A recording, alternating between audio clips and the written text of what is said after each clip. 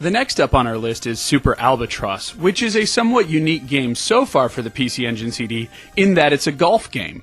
Now, around the time of the late 80s, early 90s, it's my perspective that a lot of these golf games were incredibly similar, but the one thing they all had in common is that they were all fun to play, and I have to say Super Albatross is much of that same vein. In Super Albatross, you are basically allowed to create different players. I was pretty amused that you can pick their age, and there are different avatars that actually show the different ages of the golfers you pick. In addition, you can be a male or a female. So most of the people that would be playing this game are well represented. Then you can go on and pick your course or your series of courses, and it's off to the races, where you basically pick your club, you pick your hit, you pick your direction, and you let it go. Now, it's a little clunky in that somewhere in that animation you see on the swing, you're supposed to hit the button at a specific time.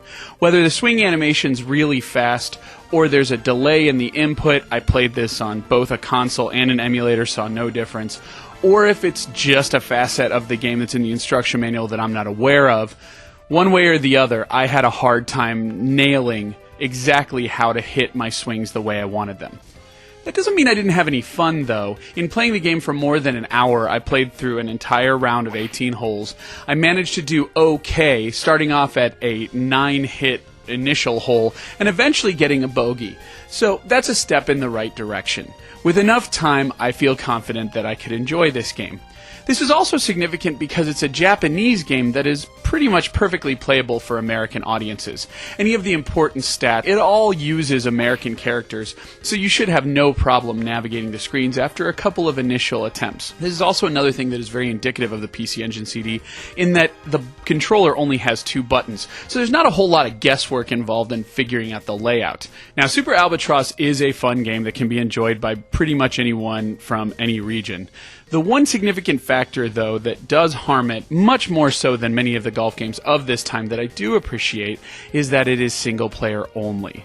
Now, perhaps a multi-tap would allow for multiplayer, but I could not tell navigating the menus that that was a possibility at all. So I'm going to go on record and say I'm fairly certain this is a single-player only game.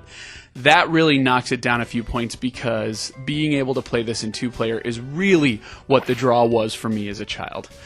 That being said, if you want to play an interesting golf game that has relatively decent music and pretty good graphics for the time, especially a great ball animation as it soars into the sky up kind of towards your camera, Super Albatross has a lot to offer there. Otherwise, it is just another new genre piece that is testing things out for the PC Engine in the middle of 1989.